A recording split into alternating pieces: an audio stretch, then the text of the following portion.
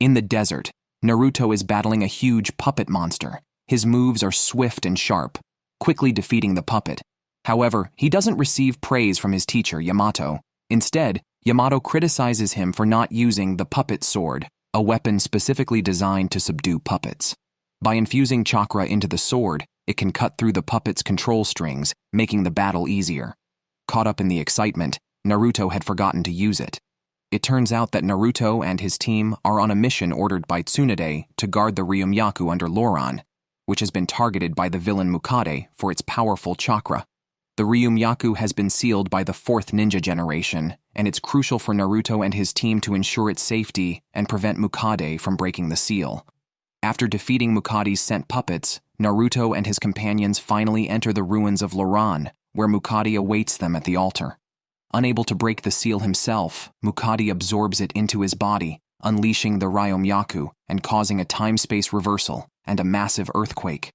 Naruto is sucked into a bright light, and Yamato follows him into the time-space vortex to save him.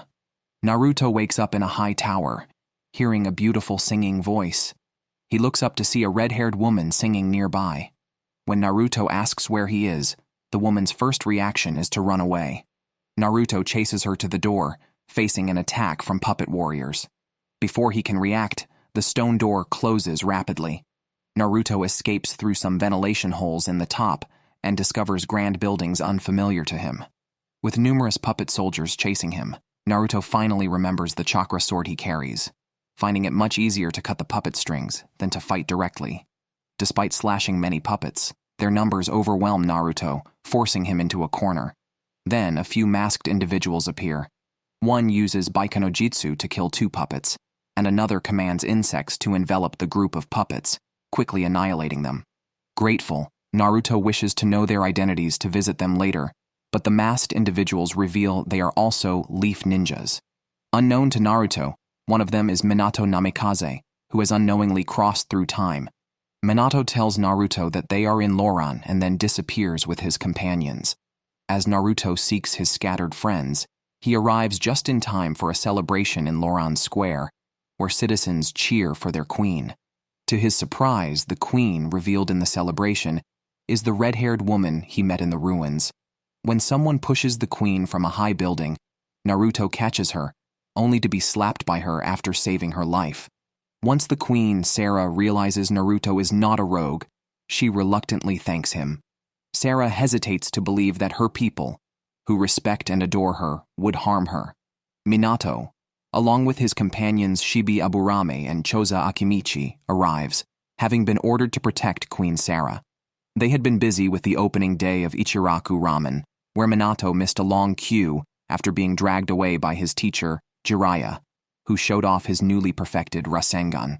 Years ago, young Kakashi, wanting to join Minato on a mission, joined the team assigned to protect Queen Sarah. Before entering Loran City, Minato had arranged for Kakashi to take on another task, so only Minato, Shibi, and Choza were present in the city. Realizing Naruto is from the future because of a similar visit by a ninja 6 years prior, Minato notes that the chaos in time may be resolved by defeating Mukade, who has absorbed the Ryumyaku seal, causing the disturbances. Sarah interrupts, insisting that the man who came to Loran 6 years ago was Anrokuzan, a man of humble origins with grand ambitions, not the villainous Mukade, as Naruto describes. As Sarah runs away, Minato instructs Naruto to ensure her safety. He went to look for Mukade. Before he left, Minato gave Naruto a kunai. As long as Naruto holds the kunai, he can arrive by Naruto's side at any moment. Suddenly, Naruto remembered. This was the kunai stuck in the Ryumyaku ceiling formation. Sarah was walking alone in the high tower, when suddenly, someone pulled her into a secret room. Several masked men armed with weapons threatened Sarah, but she knew nothing. Just as they were about to riot, Naruto appeared and protected Sarah behind him. It turned out that these masked people were just ordinary women and children whose families had been taken away. The kidnappers claimed they were acting on Sarah's orders, forcing these people to make weapons of war. So, they had no choice but to ask Sarah to release them. Sarah said she had issued no such order. She and everyone went to the streets of Loran, where a grand celebration was being held. Sarah said this was hosted by Anrokuzan for her, hoping she would forget the pain of losing her mother, and also know the love of her subjects. Naruto, watching the cheering commoners, felt something was odd. He swung his chakra blade and cut several puppet strings. It turned out that all the celebrants were marionettes, with strings extending from a pipe. And what flowed in that pipe was Loran's power source, the Ryūmyaku.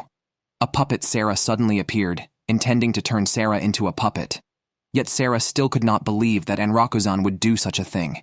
She ran into a pile of puppets and escaped. In a church, Naruto found Sarah.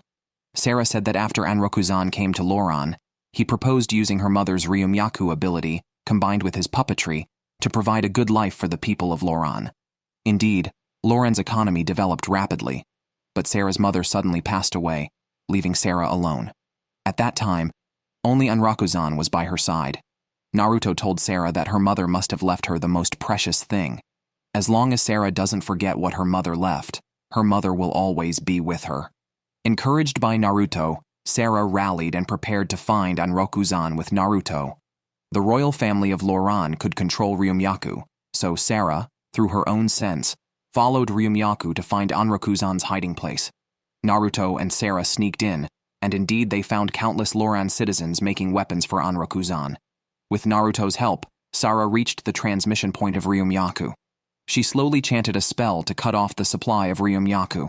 The huge machine suddenly stopped working, and the puppet soldiers guarding the machine noticed the intrusion, immediately taking up battle positions.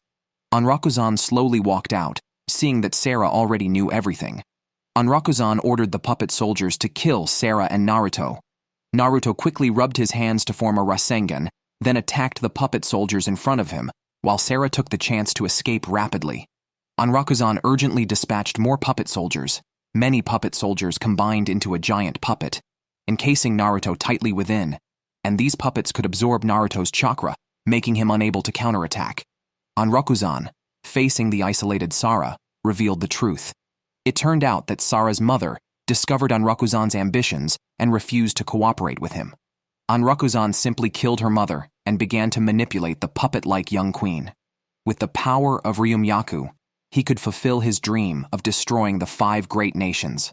Seeing Anrokuzan about to kill Sarah, Naruto burned his own chakra and escaped from the giant puppet. Naruto punched Anrokuzan in the face, only to find that it was just a puppet. And with the power of Ryumyaku, Anrokuzan could continuously repair himself. Puppet Anrokuzan turned into a giant spider monster, swinging its scythe at Naruto. Numerous puppet soldiers also slowly approached. At that moment, explosions sounded. Minato and others came to support Naruto. Naruto, seeing his teammates arrive, told Sarah to quickly rescue the people of Loran and then find a safe place to hide. He then formed a Rasengan and struck the giant spider, knocking it to the ground. But the already shattered giant spider absorbed other puppets and stood up again. Naruto used the Taju Kagebunsen no Jutsu, several Narutos riding on the giant spider, wielding a chakra blade chopping away. Choza used Bubun Baika no Jutsu, punching the giant spider into the wall. Shibi let the small bugs devour the giant spider, but the giant spider turned into an even larger centipede monster. Just as Sarah led the people to the ground, the centipede monster burst out of the earth. Naruto and his team struggled to restrain the centipede monster, while Sarah led the people to the central square. Minato told Naruto to go protect Sarah. He went with Shibi and Choza to deploy other tasks. The centipede monster used puppet strings to bind Sarah, intending to control Sarah to strangle herself. Thanks to Naruto's timely arrival, he used a chakra dagger to cut the puppet strings. He handed the chakra dagger to Sarah, then went to deal with the centipede monster. Watching Naruto being pushed back by the centipede monster, Sarah removed her elaborate queen's robe. She remembered the tall tower where she first met Naruto, where Ryumyaku seemed to have no effect, and Anrokuzan could not approach. Thus, she decided to move all the citizens of Loran into that tower. Naruto wanted to help Minato fight the centipede monster, but Minato instructed Naruto to stay close and protect Sarah's safety. Naturally, the centipede monster would not let Sarah escape. It lunged at Sarah but was blocked by the ninjas. Countless bugs firmly wrapped around it. Choza used Baika no Jutsu to transform into a giant. and fought the centipede monster. The centipede monster replenished its chakra with Ryumyaku, continually repairing itself. As long as Ryumyaku was not cut off, the centipede monster was nearly invincible. The centipede monster attacked Sarah and the fleeing Loran civilians. Naruto formed a Rasengan and struck at the centipede monster, but was flung far away by a blow from the monster. Minato rescued Naruto and used Shuriken Kage Bunshin no Jutsu, hurling numerous beams of light at the large centipede. Minato spotted the original spider monster embedded inside the centipede monster's body, revealing its weak point. However, before Minato could attack, the centipede healed again. Sarah and the others had already fled to the outside of the tower, but the tower door was tightly locked. Sarah struggled to open it while the centipede monster was getting closer. Naruto created multiple shadow clones using Taju Kagebunsin no Jutsu to buy time for Sarah, but she still couldn't open the tower door and collapsed in tears against it. Just then, the chakra dagger suddenly glowed. Following the light's direction, she inserted the dagger into the keyhole of the door. With everyone's effort, the tower door opened, and the Loran people rushed in. The door slowly closed, but Sarah did not enter the tower. Instead, she ran to help the severely injured Naruto. Sarah asked Naruto to hold off the centipede monster while she went to seal the Ryūmyaku. Naruto repeatedly used Taju Kagebunsin no Jutsu, but kept being defeated by the centipede monster. Finally, Naruto decided to use Fuma Shuriken Kagefusha, but unexpectedly, the centipede monster absorbed this powerful technique. At the critical moment, Minato appeared and saved Naruto. He planned to lure the centipede monster to expose its weak point. Then Naruto would finish it with Rasengan. However, Naruto could no longer gather chakra, while Minato had already formed a Rasengan. Naruto was surprised. Wasn't this Rasengan Minato's fourth Hokage technique? Minato explained that similar types of chakra resonate when close, and these two chakra types combined could create the strongest Rasengan. The centipede monster continued to absorb Ryumyaku's chakra. Meanwhile, Sarah had reached the center of Ryumyaku and sealed it. Simultaneously, Minato forced the centipede monster to expose its weak point. Naruto, holding a massive Taiji Rasengan, struck the centipede monster with all his might. The centipede monster was critically injured by the Rasengan strike. Struggling, it planned to destroy Naruto and the others along with Ryumyaku. Turning, the centipede monster ran into Ryumyaku, causing a massive explosion. Ryumyaku began to lose control. Sarah was about to fall into Ryumyaku when Naruto and Minato quickly intervened to save her. The ground shook violently, and the three nearly fell together. Yamato and Kakashi appeared, rescuing them. It turned out Kakashi's mission was to rescue Yamato, who had fallen into this time-space. Minato retrieved the kunai he had given to Naruto and inserted it into the center of Ryumyaku, completely sealing it. Anrokuzan was dead. Naruto and Yamato were finally ready to return to their own time. At that moment, Naruto saw a young Kakashi and was very surprised. Yamato took the opportunity to slap Kakashi hard. As they were about to part, Naruto was reluctant to leave. He had much to tell Minato, but there was no time. Minato said they would surely meet again, and if he had a son, he would make him a ninja like Naruto. A dazzling light flashed, and Naruto and the others returned to their own era. Sakura was still searching for Naruto. Naruto and Yamato suddenly appeared near Ryumyaku's ruins, unharmed. Sakura was immensely relieved. However, Naruto and Yamato could not remember what had happened. As they walked out of the Ryumyaku ruins, a red-haired girl approached them. She said her deceased mother, who was the queen of Loran, had instructed her to come with a chakra blade if there were any strange sounds from Ryumyaku. Naruto realized his chakra blade was missing. Perhaps it was all fate. The citizens of Loran were saved, living happily under the queen's leadership, turning all past fears into a mere nightmare. Thank you all for watching. See you next time.